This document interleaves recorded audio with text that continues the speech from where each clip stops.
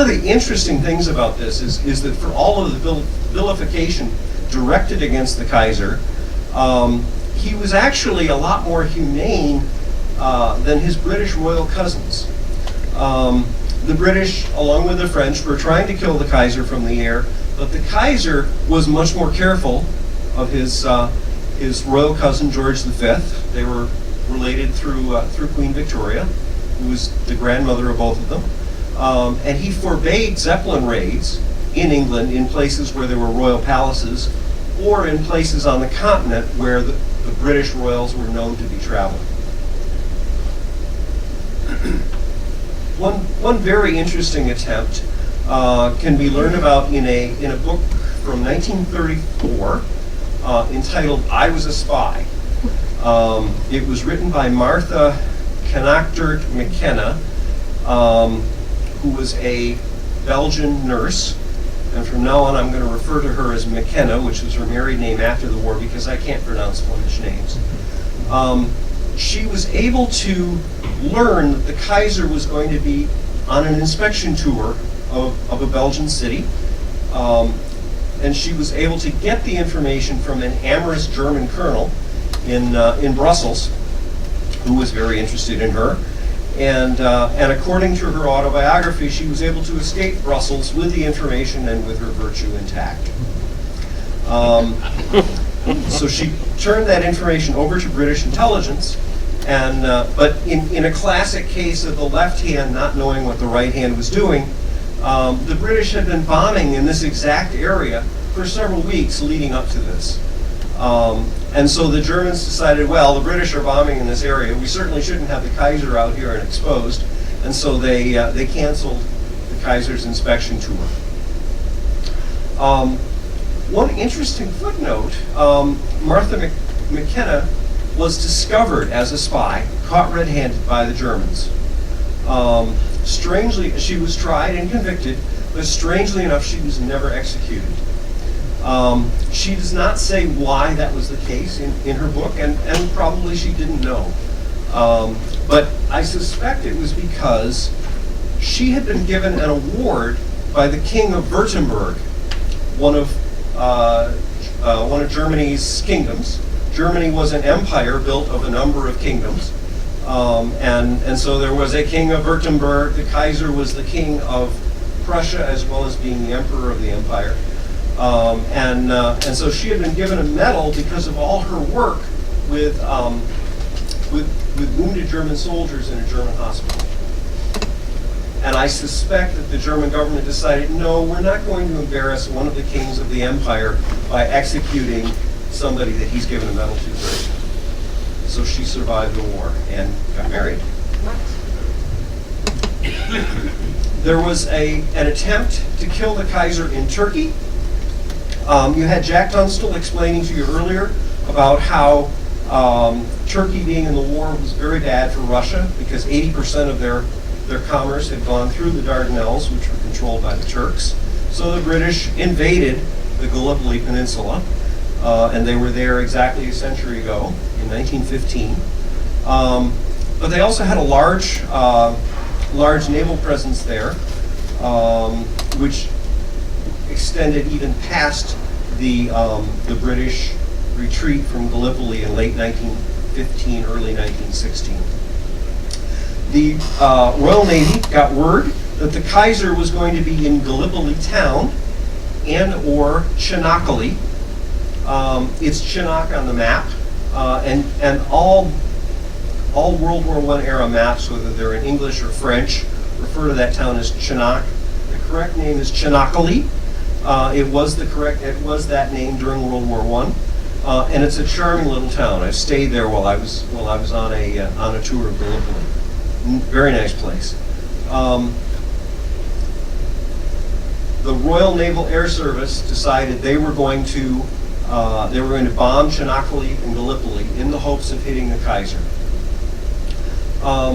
Some dim bulb in the naval hierarchy decided that even though there was a gale blowing at that time, they would send out at least 8 airplanes to try and hit the Kaiser.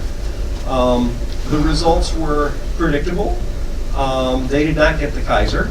And in fact, I don't even know if he was really in Turkey at the time. I haven't been able to find that out. And 2 of their crews were captured because they went down in a gale. Okay. The next set of plans we're going to talk about is the plans to bomb Berlin. Both the British and the French had plans to bomb Berlin. At the time of the armistice, Britain's independent force, their strategic bombing force, had 3 separate plans for hitting Berlin, and they were actually within just days of doing so when the war ended. The French were also at the same time trying to develop several types of bombers that had the range to reach Berlin. We're going to talk about the 3 different plans that Britain's independent force had. In turquoise is the first plan of a Handley Page V-1500 bomber. I'll show you a picture in a minute. Will fly from Norfolk in England up above the Netherlands, strike Berlin, and then fly back to Nancy in France. The second plan, in yellow, was to send a squadron of British Handley Page bombers to Prague after the Austro-Hungarian Empire asked for an armistice, and they were going to bomb Berlin from Prague. The third plan was a plan of desperation to send a single Handley Page bomber to Berlin and try and hit it in the last hours before the armistice took effect. So we'll talk about each of these in turn. The plan to send a Handley Page V-1500s from Norfolk to Berlin. This airplane is incredible. I mean, just look at the size of this. They built this thing and flew it only 15 years after the Wright brothers made a little hop of 120 feet. Just an outstanding technological achievement. This plane had been in development since 1917, but it had a number of problems. As they approached November 1918 and the armistice, they started working these things out, and Hugh Trenchard, who was the head of Britain's independent force, their strategic bombing force, decided that he would give permission to the local commander of the squadron in Norfolk, a Canadian named Red Mullock. He would give him permission to go ahead and bomb Berlin as soon as the planes were ready. The Air Ministry in London didn't like that idea. They didn't like the idea of a lieutenant colonel making a decision on his own to bomb the enemy's capital. I don't know if it had anything to do with the fact that he was also a colonial, much less a lieutenant colonel, but they didn't like the idea. So they recalled Lieutenant Colonel Mullock to London, and they kept him there until the armistice was about ready to be signed, just so he could not take off and hit Berlin. The armistice, which was signed which came into effect on November 11th, was not a peace treaty. It was a ceasefire, and the Allies were very much concerned that Germany was going to break the agreement after a few days and then start hostilities again. So they kept these planes on the ground and ready to attack Berlin at a moment's notice in case Germany violated the treaty.